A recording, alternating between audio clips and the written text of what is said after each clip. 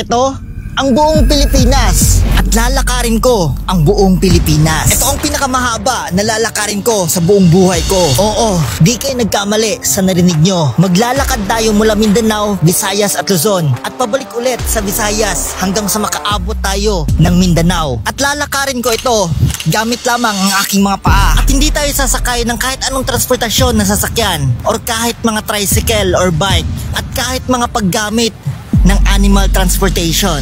Pero maliban na lang sa mga barko at bangka na gagamitin natin para makatawid tayo sa iba't ibang isla. Hindi ko kayang langoy ng Pilipinas, kaya sasakay na lang tayo ng barko para makatawid sa ibang isla. Hinanda ko talagang sarili ko dito. Nag-workout ako araw-araw at nagja-jog ako ng 10 to 15 kilometer para man lang mahanda ang sarili ko sa challenge na to. Kahit ilang months akong hindi nakapag-upload sa YT ko dahil hinandaan ko talaga ang sarili ko dito. At oo, magde-daily vlog na tayo sa ating YT channel. At eto ang pinaka-extreme na comeback ko sa YT ko. At eto ang plano ko. Araw-araw dapat makakalakad ako ng 50 to 60 km per day. 8 hours ako maglalakad mula umaga hanggang umabot ng hapon. Tapos yung tutulugan natin, maghahanap tayo ng mga church, Airbnb, campsite, or inn. Or pag wala, susubukan natin makitulog sa mga bahay ng mga stranger. At makikiusap ako kung pwede bang makitulog sa bahay nyo. At kung wala talaga akong choice, hindi ako makatulog sa mga bahay-bahay, sa labas ako matutulog.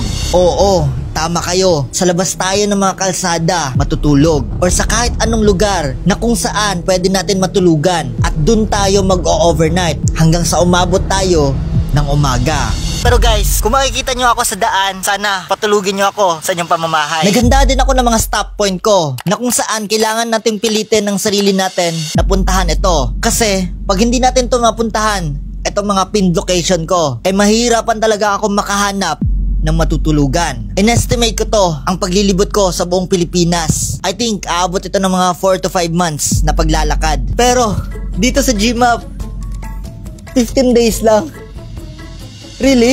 Siguro, pag non-stop tayong maglalakad, maabot natin yon ng 14 days, papuntang Manila. Pero, di natin yon magagawa. Kasi may mga araw na mag-e-stay ako sa isang lugar para makipag-meet and greet sa inyo. Oo, meron tayong fans meet and greet. At sabik na akong makita kayo sa personal. Kaya ako ito ginawa tong challenge na to kasi gusto kong gumawa ng history dito sa Pilipinas. Wala pang content creator na gumawa nito. Kahit ako mismo ang unang gagawa sa challenge na to. At ito ang pinaka-biggest achievement ko sa sarili ko pag nagawa kong lakarin ang buong Pilipinas. Kaya mga Elgang, supportahan nyo ako. Let's make some history. At malapit ko na itong gagawin na challenge na to. Ilang days na lang, magsisimula na ako maglalakad sa buong Pilipinas. Gamit lang itong Crocs na to. At sana, supportahan nyo ako sa aking paglalakad. Dito ko sa YT i-upload ang mga full episode ng ating paglalakbay. Kahit huwag nyong kalimutan na i-subscribe ako para updated kayo palagi sa ating mga episode. Let's make a history in the Philippines. And once again, chill.